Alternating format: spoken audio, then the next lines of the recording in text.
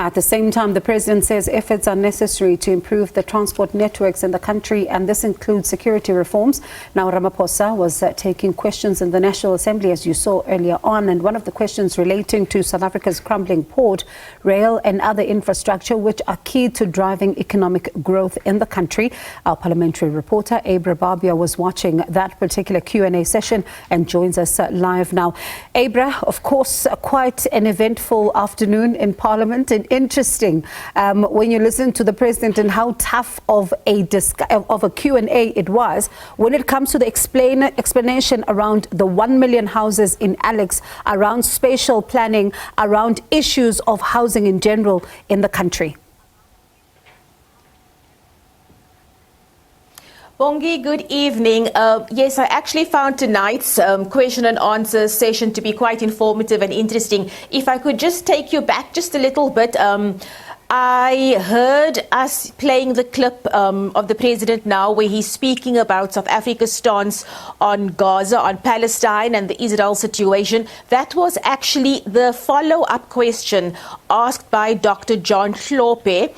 His first question was about South Africa's commitment to Africa in light of what it perceives to be supportive foreign policy towards the West, for instance. And of course, this was a very political question coming from the MK, as one would imagine. And in his response, the president said that South Africa remains committed to the African question, and he in fact said that Africa stands at the center of our foreign policy, and then he outlined a range of initiatives and policies that South Africa is currently involved with in the promotion of the continent. Of course, the Palestine-Israel issue was also going to come up, and I suspect this was in light of the GNU and the ANC's ties now with the DA.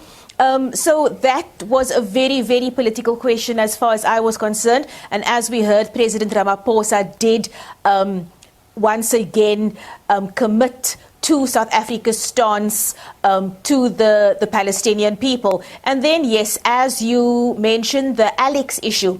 So EFF leader Julius Malema was quite sweet, actually, because when he first came onto the platform, he commented on President Ramaphosa's eyes, and he was saying that, "I'm so glad to see that your eyes are doing so much better."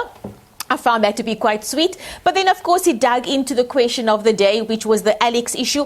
And he says, I think it was in 2018, when the president apparently made promises to the people of Alex, promising to deliver 1 million houses. And Malema now wants to know what happened to that promise, where government is at in terms of delivering on those houses. The president said that it would have been impossible to make such a promise because there isn't even enough space in Alex to build 1 million houses there. He then referred to current construction that's underway in terms of units. I think he mentioned a figure of like 30,000 housing units at the moment. But he said the 1 million, and he said he and his team actually went back to go listen to that tape, the 2018 promise, as Malema said.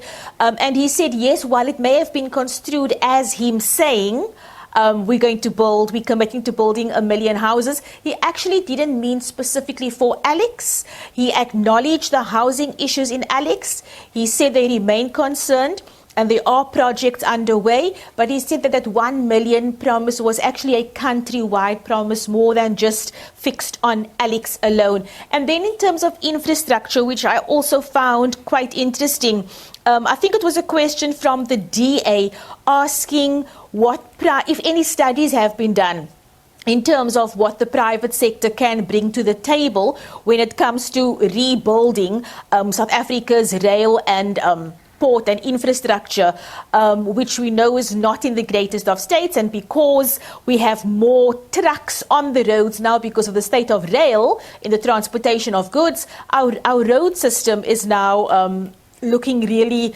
really bad. The president mentioned something about the Northern Cape as well, where there were conversations around roads in the Northern Cape, but he acknowledged the poor state of general infrastructure in the country, saying that it has deteriorated. And he said that this also has to do with the state capture years, where money was diverted from projects diverted elsewhere.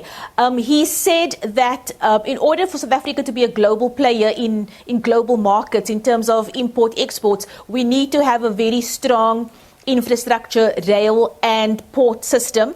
And he said projects are underway, but he said that it is key for the private sector to meet government halfway in terms of this, so that, because we need to rely on the private sector for now, for instance, to assist government to improve our infrastructure, because the country at the moment isn't in a position to commit to all of those, the rebuilding of ports and railway. But he said that studies have been done to show that relying on the private sector for now is the right way to go. Bongi? Abra, thank you so much for wrapping the day for us. As you say, it was quite an informative session with a lot coming out today, and really some questions that I'm sure even a lot of South Africans wanted to know. I mean, the issue of infrastructure alone, that is a big issue, especially across the country. Thank you so much for wrapping the day for us. That was my colleague there, SABC News reporter, Abra Barbier, joining us from Parliament.